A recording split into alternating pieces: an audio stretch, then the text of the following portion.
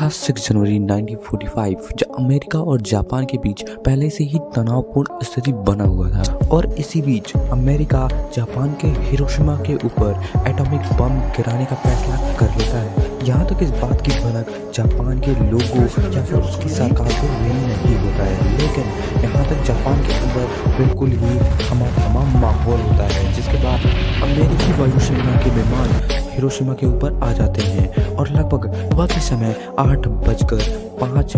पर गिरा दिया जाता है और अमेरिकी वायुसेना इसे पूरी तरह लॉन्च करने के लिए तैयार होती है। और शायद अमेरिका के लोगों को इस बात की भनक तक नहीं होती कि शायद कुछ ही समय के बाद उनके ऊपर एक दिल दहलाने वाला धमाका होने वाला है,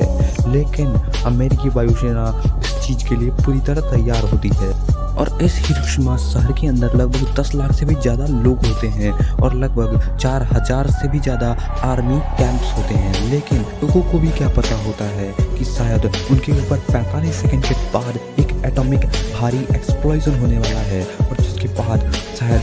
ये पूरा शहर पूरी तरह निस्तेनाबूद हो जाएगा। और यहीं सुबह के समय सारे लोग एक दूसरे की तरफ देख रहे होते हैं और अमेरिकी सेना उनके ऊपर एटम बम गिराने के बाद उन्हें एक्सप्लोजन करने के लिए तैयार होती है और यहीं पर सारे लोग बिल्कुल ही शांतिपूर्ण स्थिति में होते हैं और जिसके बाद 45 सेकंड्स के बाद ही लगभग अमेरिकी सेना इसे लॉन्च करने के लिए पूरी तरह तैयार होती है और उसके बाद 5 सेकंड के बाद ही उसके अंदर एटॉमिक एक्सप्लोजन कराने के लिए यूरेनियम बुलेट को फायर कर दिया जाता है और जिसके बाद यूरेनियम बुलेट से टकराकर एटॉमिक एक्सप्लोजन चालू कर देती है और यूरेनियम एक्सप्लोजन चालू हो जाता है और जिसके बाद सॉलिड मैटर उसके अंदर बाहर आने लगता है और ये इतना खतरनाक होता है कि शायद आप भी इसके बारे में नहीं सोच सकते।